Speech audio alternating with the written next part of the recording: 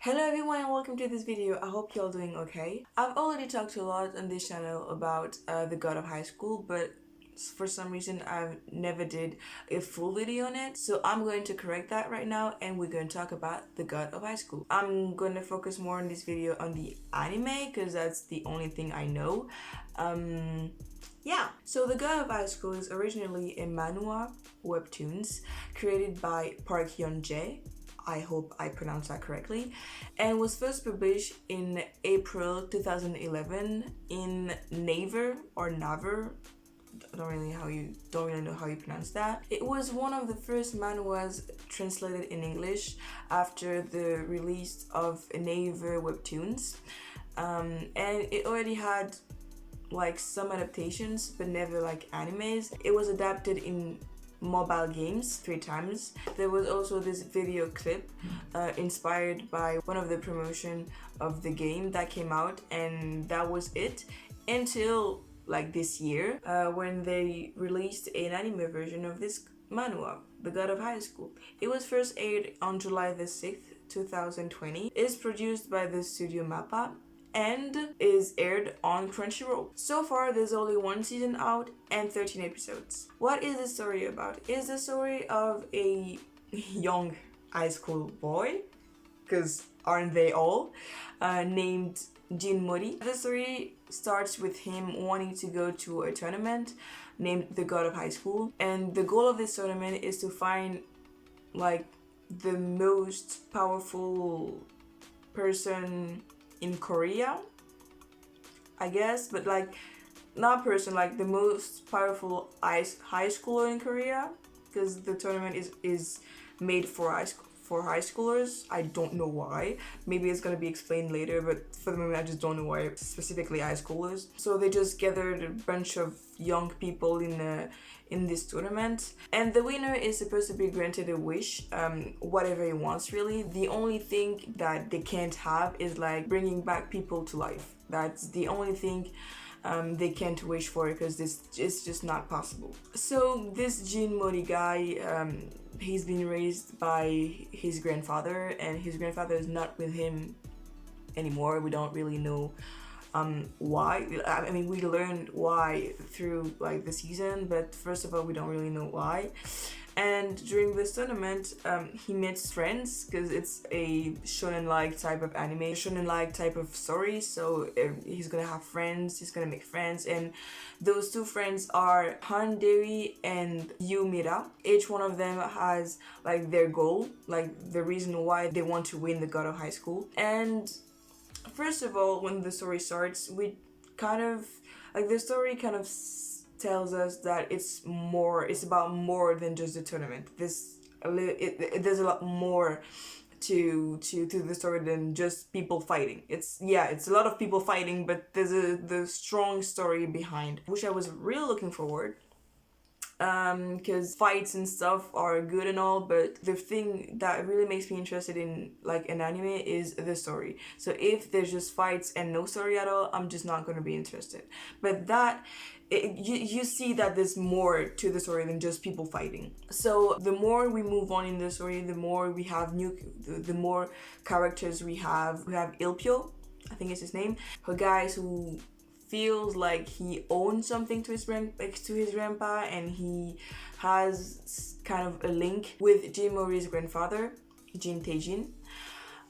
They have a common history or something, and he feels like he has to repay his debt. And we see in this tournament that like there's people with superpowers. I'm just going to name that. It's just like superpowers, but like powers that they borrowed from gods. God of High School. Yeah, so it's not really their powers, but more like they made a deal with a god, and in exchange for that deal,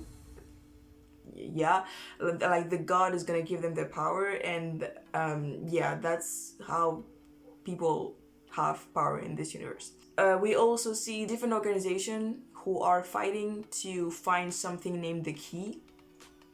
Like it's a key, and this key is supposed to be given by a certain person who is going to be chosen by a certain god from what I understood, and they are looking for that person that will be able to give them the key. And it's actually why this tournament was made. So you see that this tournament is just like a platform to build the story on. I'm gonna talk about why it's such a good idea a little bit later. So yeah, there's a lot of deeper issues in the background of this tournament between this cult association who wants to have the key and this other association that I don't know their names. It's those who are organizing this tournament, and those two parts are fighting. And yeah, so the main goal of this tournament is not just to actually we don't really, the thing is the tournament takes a huge place in this first season, but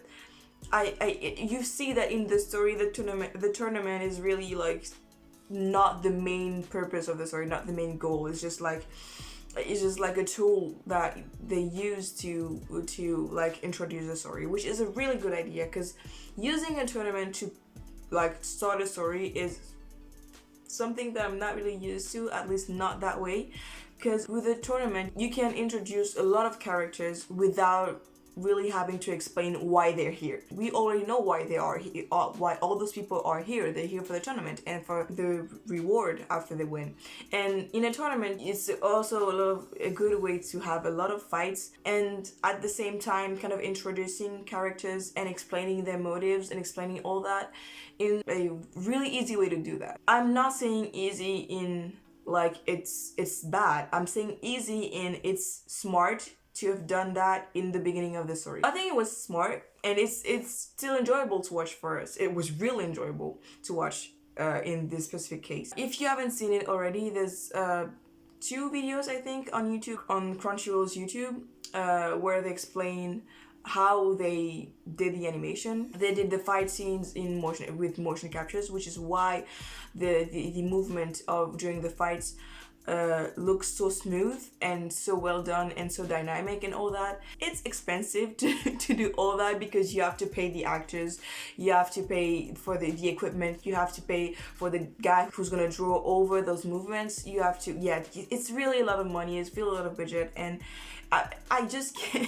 It feels a little bit crazy for me that they took such a risk and they invested so much money in a production that was kind of, I'm not gonna say new, but like I feel like it's a new experiment. I feel like it's a new thing, because manhwa's adaptations are not really a thing now. They are kind of starting to be a thing, but really in the past the animation market was led by Japanese animes, so that they put that much money on something that is not what we're used to is really a huge risk, be it for MAPPA Studio or for Crunchyroll. It's a huge investment, particularly for Crunchyroll, because Crunchyroll is what allows us, like non-Asian people, to be able to see animes and stuff. No, well, not really. That's a theory, we all know that, but like in theory, they are supposed to give us like those animes. So I don't know if they knew that it was going to be such a success with Western viewers, because I just don't know. But it's just such a good call and such a ballsy call, I think. It's like, because investing that much time and that much money on something that I feel like it's not sure that it's going to work. And the thing is, the God of High School thing is really long. It's been out for a long time now, like practically 10 years now. So to me, I feel like it's a little bit like the One Piece of manhwas. I don't know if that's actually the case, but it's been out there for such a long time that I feel like it's kind of the One Piece of the manhwas. And yeah, of course, One Piece is way older than that, but yeah, whatever. Overall, I really enjoyed this season. I really enjoyed this series. I thought that it was amazing. Graphically speaking, it's just breathtaking. The effort that they put in that animation was understandable by the viewer, because everything was just so popping, just so colorful, just so fluid, and just so... It was just amazing. It's one of the best animation I've seen this summer. like, yeah, this summer. I'm not gonna say this year, but just this summer. This summer, it was one of the best animation, and I just can't say anything else about that. If you want to know more about how they did it, how it went, go see the Crunchyroll's videos. So far, they didn't make an announcement for a second season, but they will make a second season for sure, because this shit was just so popular and just blew up and was just so well received by viewers that they have to make a second season. I feel like they're not giving us any dates yet, because with COVID-19 and with the time it must take to produce that and everything, it would be a little early for them to give us any dates. But they're gonna make a second season for sure, and I'm gonna be here to watch it. The only maybe flaw that I could find to this anime is the ending. Not to say that the ending was bad, but I felt like the ending was a little bit... I would have enjoyed to be a little bit more teased for what is to come.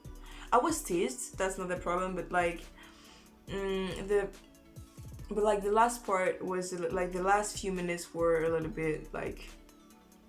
And maybe it's normal and it's just me that maybe it's because I just wanted more.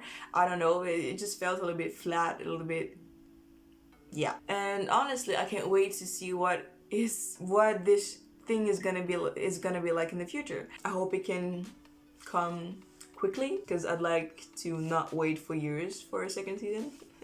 Please. So yeah, that's all I had to say for this video. If you want to watch more videos like this, subscribe. If you like that video, make sure to like the video, and see you next time. Bye.